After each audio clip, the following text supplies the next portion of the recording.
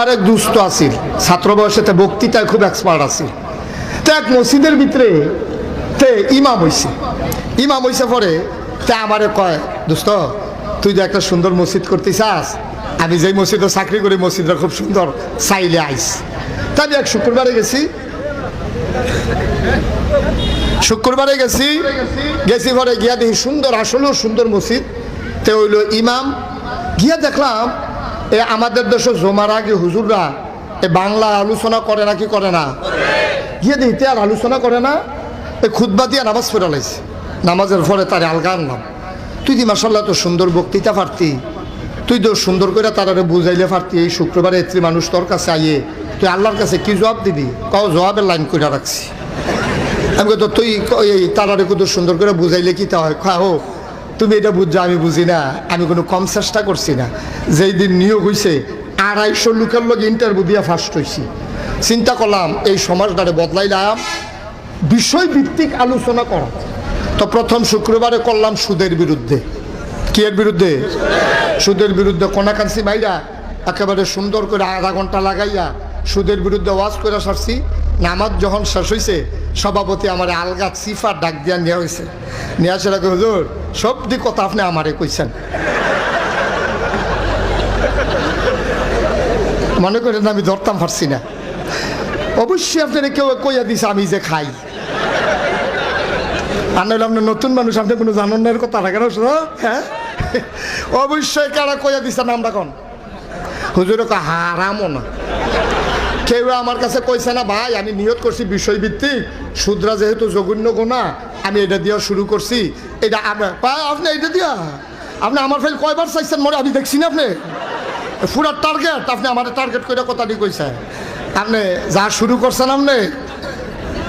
তো আমার দুস্থ আমার কয়, আমি বুঝালাইছি যে এখনো সুদের বিরুদ্ধে আর ওয়াজ করন, যদি সুদের বিরুদ্ধে ওয়াজ চলে চাকরি আর।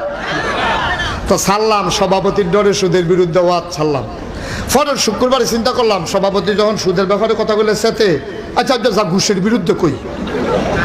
পরের শুক্রবারে কইলাম কোনাকান্সি মাইরা ঘুষের বিরুদ্ধে কইয়া সারছি। পরে এই নামাজও শেষ হয়েছে, দোয়া শেষ হয়েছে, আমি রুমো বইয়া ভাত খাইতেছি, সেক্রেটারি ঢুকছে রুমো।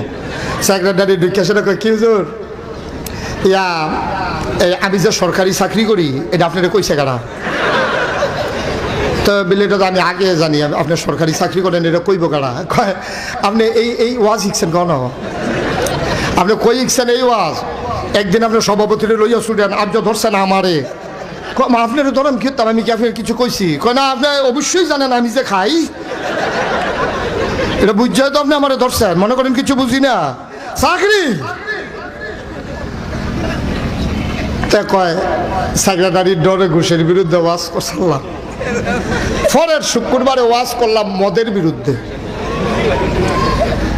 বিরুদ্ধে ওয়াজ করে সারছি। পরে ক্যাশিয়ার সবাই কয় বেতন মাইনসের তে নিয়েন, আমার লগে আর দেখা করার দরকার নাই। কাউ এটি কি দেখুন আপনারা কি শুরু করছে? কাউ শুরু কি দেখছে? শুরুটার পাইবেন হনে না, 2 মাস বেতন বন্ধ করে দিলে দেখবেন ওয়াজ দেখবেন ঘর লইয়া লাইব দেখবেন। এটা আমরা বুঝি এটা। হ্যাঁ আপনি আমি কি সবসময় খাই নিমাই দেবে না খায়? আপনি এই কথা করতেন গেছেন কিন্তু না